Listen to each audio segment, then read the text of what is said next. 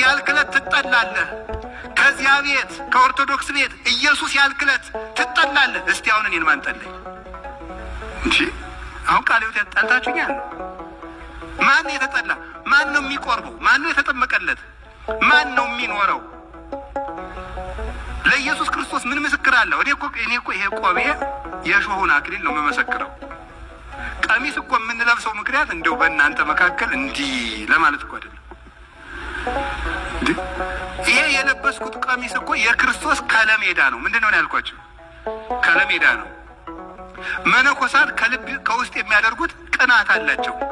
አሁን ለውዳሴ ከንቱ አይደለም። አንዲት ቅናት ላሳያችሁ ቻት በቃ አለች። ይሄ ሰንሰለት አለ። ይሄ ለምን እናደርግ? ለአስተምሮ ነው የገለጥኩት። አንድ ነው ይሄ። ሌሎቹ አባቶች ባያቸው አርዶ የሚጠሉ ይሄ ዝም ብሎ ለስላሳ ደስ የሚል ነው። ይሄ ለምንድን ነው? ቅናት ነው ስሙ። ለፍቅርህ እንድቀና አድርገኝ ነው። መነኮሳት ሲመነኩሱ አበምኔቱ ሲያመነኩስ ብትሰሙት አቤቱ ጌታ ኢየሱስ ክርስቶስ ይሄን መነኩሴ በዚህ ቅናት እንዳሰርኩ በፍቅርህ ገመድ ሰረው ነው። በፍቅርህ ገመድ ሰረው አንተን እንዲወድ አድርገው ነው። የምንኩስና ምልክትነቱ ክርስቶስን መውደድ ነው፣ ሌላ አይደለም። የክርስቶስን ፍቅር ከሚሻማኝ ዓለም ወጥቼ ክርስቶስን ማስብበት ቦታ መፈለግ ማለት ነው። እና እመቤታችን ክርስቶስን የምትሻማ የሚመስላቸው ላላልነው ነገር ነው የሚሰጡት። ለማናስተምረው ትምህርት፣ ለሌላ ዶክትሪን፣ ለሌላ አስተምሮ መልስ ይሰጣል።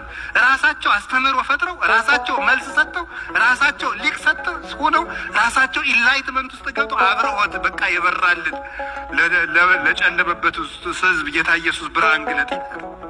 አረኛ አልጨለመብንም። ጌታ እንዲሁ አይድረስ እኮ ነው። በሩ ክርስቶስ ብቻ ነው። ሌላ ምንም አያስፈልገኝም። አንድ እንግዲያማ ክርስቶስ ይስበካ። ሐዋርያት እኮ ወደ ክርስቶስ አድርሰውሃል፣ ምክንያት ናቸው። እና እንደዚህ ያለ አለመረ